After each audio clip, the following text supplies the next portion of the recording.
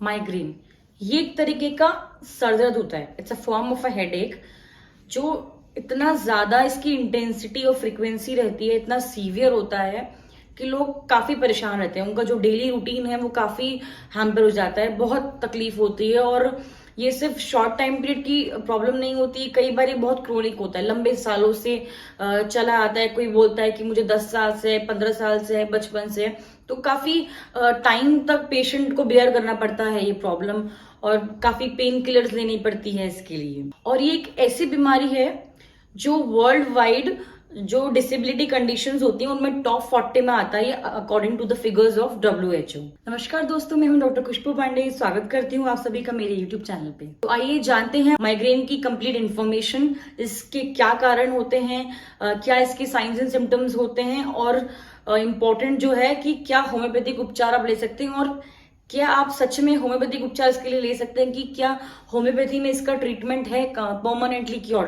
तो ये सब जानने के लिए वीडियो को एंड तक जरूर देखें। वीडियो को आगे बढ़ाने से पहले चैनल को सब्सक्राइब करना ना भूलें। चलिए आगे बढ़ते हैं।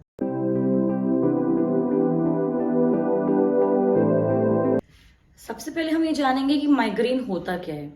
जैसे कि हमने इंट्रो में बात करी कि ये एक हेडेक का फॉर्म है। It's a form of a headache. Usually head का जो एक पोर्शन कवर करता है वन साइडेड होता है। मोस्ट कॉमनली वन साइड मिलेगा आपको, कभी लेफ्ट साइड मिलेगा या फिर राइट साइड मिलेगा, पर ऐसा नहीं है कंप्लीट हेड में नहीं मिलेगा। काफी बार ये कंप्लीट हेड को भी कवर करता है, पूरे हेड में भी इसका पेन मिलता है। बार बार माइग्रेन के अटैक्स आना, इसके बहुत सारे ट्रिगर्स होते हैं, बहुत सारे एग्रेवेटिंग फैक्टर्स होते हैं जिनसे इसके जो एपिसोड्स हैं बार बार रिकर करते हैं। बार बार ये होता है, कभी किसी कारण की वजह से, कभी किसी कारण की वजह से। और जब ये प्रॉब्लम होता है, कई बार जो इसकी कंडीशन है बहुत ज्यादा क्रिटिकल हो जाती है कि काफी हार्ड पेन किलर्स लेने पड़ते हैं, या फिर साथ में जो नॉइशिया वॉमिटिंग होता है वो भी साथ में काफी प्रॉब्लम क्रिएट करता है। तो आइए हम जानते हैं कि क्या क्या ट्रिगर्स है, क्या क्या कारण होते हैं कि जिनसे जो माइग्रेन की जो प्रॉब्लम है वो रिकर करती है या एग्रेवेट करती है। सबसे जो इम्पोर्टेंट है इसके लिए वो है स्ट्रेस। स्ट्रेस एक ऐसी चीज है जो काफी जो बीमारियों का एक इम्पोर्टेंट कॉज बनता है, एक इम्पोर्टेंट रिस्क फैक्टर बनता है। इसके अलावा अगर सन के एक्सपोजर में आप रहते हैं, सन भी इसका एक बहुत इंपॉर्टेंट एग्रीवेटिंग फैक्टर बनता है। कई बार धूप में या गर्मियों में देखा गया कि पेशेंट्स को उनकी तकलीफ ज्यादा बढ़ती है, वो बाहर जाते हैं, धूप से वो चीज बहुत ज्यादा बढ़ती है। लाउड नॉइज या लाउड कोई भी साउंड, ये भी एक रिस्क फैक्टर है माइग्रेन के लिए, जो इसके सिम्टम्स को ट्रिगर कर सकता है। इसके अलावा ये देखा गया है कि यूजुअली जो माइग्रेन है काफी बार चाइल्डहुड से ही अपेयर होता है, चाइल्डहुड वाली एज है वहां से अपेयर होता है। इसके अलावा ये विमेन में ज्यादा देखने को मिलता है, फीमेल में ज्यादा कॉमन है। और फीमेल में बिफोर मेंसेस और आफ्टर मेंसेस भी इसके सिम्टम्स, जो इसके एपिसोड्स हैं, उसके बढ़ने के काफी चांसेस रहते हैं। जो प्रोलॉन्ग फास्टिंग है, अगर आप लंबे टाइम तक खाली पेट रह रहे हैं और इरेगुलर मील्स हैं आपकी काफी टाइम, बहुत टाइम तक, बहुत सालों से, तो इससे क्या होगा, आपको जो ब्लड शुगर है वो डिस्टर्ब होगा और वो अल्टीमेटली फिर माइग्रेन में रिजल्ट करेगा। माइग्रेन जो है एक हेरिडिटरी प्रॉब्लम भी है। अगर आपकी फैमिली में आपके मदर फादर या कहीं फैमिली में कोई हिस्ट्री रही है तो एक चांस है कि आपको भी शायद माइग्रेन की प्रॉब्लम हो सकती है। इसके अलावा जो अगर ब्राइट लाइट है, चाहे वो नेचुरल हो चाहे आर्टिफिशियल लाइट हो, अगर बहुत तेज ब्राइट लाइट है तो वो भी एक ट्रिगर पॉइंट बनता है, ट्रिगर फैक्टर बनता है माइग्रेन के लिए। आपको कुछ भी अगर प्रिवेंशन करने होंगे माइग्रेन के लिए, अगर आपको माइग्रेन है, किसी आपके नियर बाई माइग्रेन है, तो ये सारे पॉइंट्स को ध्यान रखना होगा, इनको अवॉइड करना होगा, इनसे जो भी माइग्रेन का जो अटैक है, उसके जो एपिसोड्स है, उससे बचने के लिए।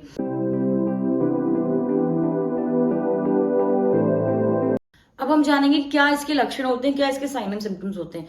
जैसे कि मोस्टली लोगों को पता है कि ये सर दर्द का टाइप है, तो इसमें जो सर दर्द है बहुत सीवियर होता है, इतना इंटेंसिटी में होता है, इतना ज्यादा तीव्रता के साथ होता है कि पेशेंट को बहुत ज्यादा परेशान करता है। जो ये दर्द है काफी बार घंटों तक रहता है, या फिर कई दिनों तक ये दर्द रहता है। इसकी जो इंटेंसिटी है, फ्रीक्वेंसी है, जो ड्यूरेशन है कि कब रिकर हो सकता है, कितनी जल्दी रिकवर हो सकता है, कितनी ज्यादा तीव्रता है, वो सब पेशेंट में डिफर करती है, सब में अलग अलग होती है। इसके अलावा जो ये पेन है सर दर्द का, माइग्रेन का, इसका जो कैरेक्टर होता है स्पेशली होता है बहुत ज्यादा थ्रॉबिंग या पल्सेटिंग टाइप, मतलब जैसे कि नस फड़क रही हो, नसों का फड़फड़ाना, जैसे कई लोग बोलते हैं यहाँ पर काफी पेन होता है, जैसे नस फड़फड़ा रही हो, इस तरह का कैरेक्टर रहता है माइग्रेन की पेन का।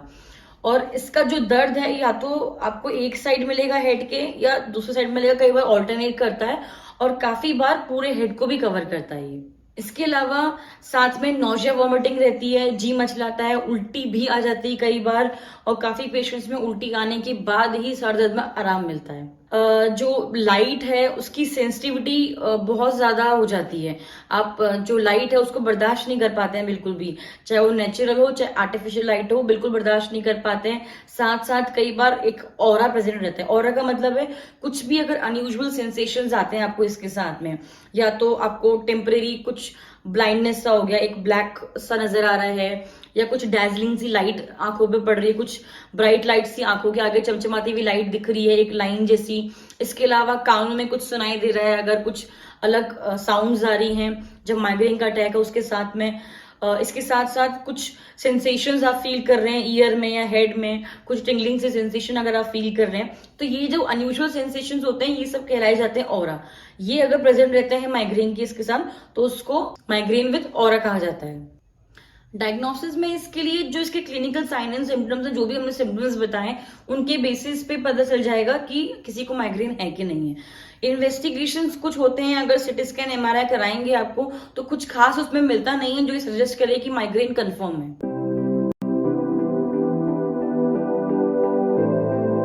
याद रखिएगा, किसी भी बीमारी में getting relief and to get cured, there is a huge difference between these two things.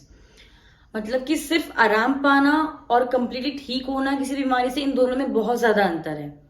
Migraine जैसी बीमारी में जो कि सरदर्द होता है, जिसमें आप पेन किलर्स इजीली ले सकते हैं, पेन किलर्स पर डिपेंड होकर साल साल निकाल सकते हैं, बट आप सभी को पता होगा कि पेन किलर्स कितने ज्यादा हार्मफुल होते हैं बॉडी पे, वो कितनी ज्यादा प्रॉब्लम्स क्रिएट करते हैं, स्पेशली किडनी को कितना ज्यादा डैमेज करते हैं, लिवर को कितना ज्यादा इफेक्ट करते हैं। सालों साल पेन किलर्स खा के पेशेंट्स को आराम जरूर मिल जाता है, वो एक बार के लिए भूल जाता है कि उसे कोई बीमारी भी है, क्योंकि वो इतना यूज टू हो गया है पेन किलर खा के, पेन किलर खाने से उसका दिन चलता रहता है माइग्रेन में, तो उसको पता ही नहीं चलता या उसको सोचता ही नहीं कि शायद इसका क्योर भी पॉसिबल है। बट इसका क्योर पॉसिबल है, होम्योपैथी में इसका क्योर पॉसिबल है। जो होम्योपैथी में जो मेडिसिन होती हैं माइग्रेन या किसी भी बीमारी का, कुछ भी जो क्या कारण रहा है, क्या मोडालिटीज है, मतलब कि कब कोई सिम्टम्स बढ़ रहे हैं, किन चीजों से सिम्टम्स में आराम मिल रहा है, और स्पेशली किसी भी दो पेशेंट हैं किसी भी बीमारी का, उन दोनों में अगर सेम बीमारी भी हो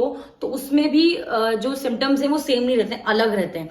इसीलिए होम्योपैथी में दो पेशेंट के लिए, चाहे वो एक ही बीमारी से सफर क्यों ना कर रहे हैं, मेडिसिन डिफरेंट हो जाती हैं। इसलिए जरूरी है कि होम्योपैथिक ट्रीटमेंट के लिए, किसी भी बीमारी के लिए आप किसी भी डॉक्टर से डायरेक्टली कंसल्ट करें, क्योंकि जो डॉक्टर है आपसे सारी चीजें पूछेगा, एक एक चीज पूछेगा, उसके अकॉर्डिंग आपको ट्रीटमेंट दिया जाएगा। या फिर आप हमसे ऑनलाइन कंसल्टेशन ले सकते हैं, आपसे सारी चीजें पूछ के आपके केस के अकॉर्डिंग आपको ट्रीटमेंट दिया जाएगा। चलिए आगे बढ़ते हैं और जानते हैं कौन कौन सी होम्योपैथिक मेडिसिन यूज कर सकते हैं माइग्रेन के लिए। ऐसे तो माइग्रेन की बहुत सारी इंपॉर्टेंट मेडिसिन हैं, वो हर एक मोडालिटी पे कि कब प्रॉब्लम बढ़ रही है, कब प्रॉब्लम ठीक हो रही है, इस हर एक पॉइंट पे मेडिसिन डिफर करती है। फिर भी हम आपको ये कुछ कॉमन मेडिसिन बता रहे हैं। सबसे पहली और इम्पॉर्टेंट मेडिसिन जो माइग्रेन के लिए है वो है बेलेडोना। बेलेडोना को आप एज अ क्रोनिक केस कोई है उसमें भी यूज कर सकते हैं। इसके अलावा अगर किसी का एक्यूट सडन अटैक हुआ है उसमें भी यूज किया जा सकता है। क्या सिम्टम्स होते हैं बेलेडोना के? बेलेडोना में आपको सीवियर पेन मिलेगा, स्पेशली टेम्पोरल रीजन में, इस एरिया में आपको पेन मिलेगा। इतना सीवियर होगा, थ्रॉबिंग करेक्टर का होगा कि नस जैसे फड़फड़ाती उस तरीके का पेन होगा। साथ में आपको पूरे फेस में रेडनेस मिलेगी, हीट मिलेगी, गर्माहट मिलेगी, मुंह लाल हो जाएगा एकदम। और जो पेन होता है, जो सरदर्द होता है बेलेडोना में, ये क्या करेगा, जो प्रेशर होता है अगर आप उसमें प्रेशर करेंगे तो उससे आपको अच्छा लगेगा, उससे आराम मिलेगा। इसके अलावा कब कब बढ़ता है पेन बेलेडोना में? कहीं भी झटका लग गया, कहीं जर्क लग गया, टच से, छूने से, कोई भी आवाजों से, या कोई भी लाइट से, या थोड़ी सी भी झटका लगने से, जर्क से, इन सब चीजों से पेन बढ़ सकता है बेलेडोना में। इसके अलावा जो सेकंड इंपॉर्टेंट मेडिसिन है वो है नेट्रम म्योर। नेट्रम म्योर ज्यादातर जो फीमेल्स होती हैं जिनमें आपको लॉन्ग टाइम की ग्रीफ की, बहुत सैडनेस की हिस्ट्री मिली है, जो बहुत ज्यादा टेंशन में है बहुत लंबे टाइम से, स्ट्रेस की हिस्ट्री बहुत ज्यादा है, उनमें अगर माइग्रेन है तो ऐसे केस में natrum more is a very good remedy. इसमें बेसिकली आपको जो पेन मिलता है वो हैमरिंग टाइप का मिलता है, जैसे लगता है कि हथौड़े बहुत सारे सर पे बज रहे हो, मारे जा रहे हो, इस तरीके का सीवियर पेन होता है नेट्रम म्योर में। नेट्रम म्योर में सन की एक्सपोजर से जो पेन है वो बढ़ता है, या सन की एक्सपोजर से और भी काफी तकलीफ रहती है, स्किन की तकलीफ मिल सकती है। तो इसीलिए नेट्रम म्योर के पेशेंट में जो पेन है वो आपको दिन के टाइम पे बढ़ेगा, दिन के टाइम पे ज्यादा बढ़ेगा, और जैसे जैसे शाम होती रहेगी पेन कम होता जाएगा। तो जो गर्मी होती है उससे इसमें काफी प्रॉब्लम रहती है। इसके अलावा जो नेक्स्ट इंपॉर्टेंट मेडिसिन है वो है ग्लूनोइन। ये ज्यादातर तब के लिए यूज के लिए है जिसमें बहुत ज्यादा सीवियर सन हेडेक्स मिले हैं। सन एक बहुत ज्यादा जब ट्रिगरिंग फैक्टर और एग्रेवेटिंग फैक्टर मिलता है किसी पेशेंट में, तो ऐसे केस में glonoine is a very good remedy. वहां पर इसकी सन के अलावा जहां पर बहुत ज्यादा गर्मी का काम है, ज्यादा गर्मी हो रही है, चाहे वो गैस का एरिया हो, आपके किचन में स्टोव का गैस का एरिया हो, तो जो गर्मी से इसमें प्रॉब्लम बढ़ती है। और जब आप सर को अनकवर करेंगे, मान लीजिए सर में कुछ पहना है वो हटाएंगे, खुला छोड़ेंगे, तो आपको अच्छा लगेगा ग्लूनोइन में। इसके अलावा आपको इसमें गर्माहट भी लगेगी फेस में, और रेडनेस भी मिल सकती है बेलेडोना की जैसे।